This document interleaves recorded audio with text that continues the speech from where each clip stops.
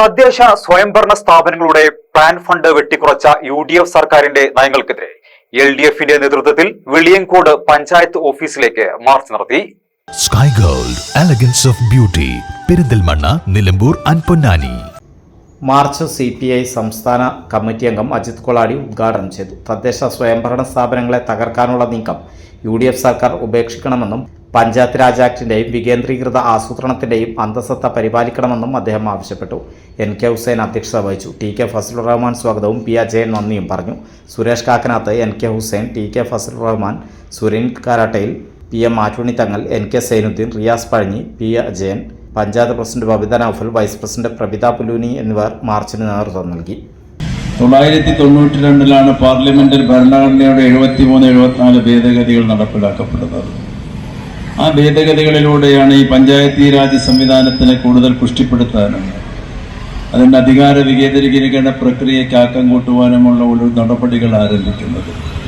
അന്ന് പ്രധാനമന്ത്രി രാജീവ് ഗാന്ധിയായിരുന്നു.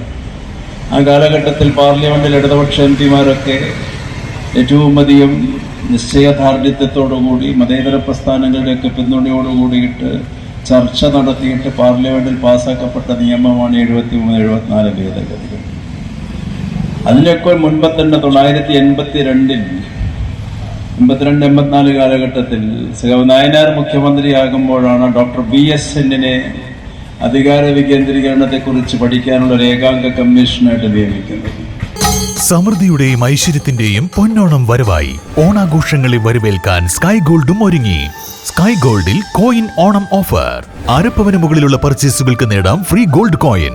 50,000 രൂപയ്ക്ക് മുകളിലുള്ള ഡയമണ്ട് പർച്ചേസുകൾക്കും സ്വന്തമാക്കാം ഫ്രീ ഗോൾഡ് കോയിൻ. കൂടാതെ ഓരോ പർച്ചേസിനും ലഭിക്കുന്ന കൂപ്പൺ നറുക്കെടുപ്പിലൂടെ iPhone നേടുവാനുള്ള സുവർണാവസരവും. ഈ ഓണം സമൃദ്ധിയുടേതാക്കൂ സ്കൈ ഗോൾഡിനൊപ്പം. Sky gold elegance of beauty, Perinthalmanna, Nilambur and Ponnani. ഏവർക്കും സ്കൈ ഗോൾഡിന്റെ ഹൃദയം നിറഞ്ഞ പൊന്നോണാശംസകൾ.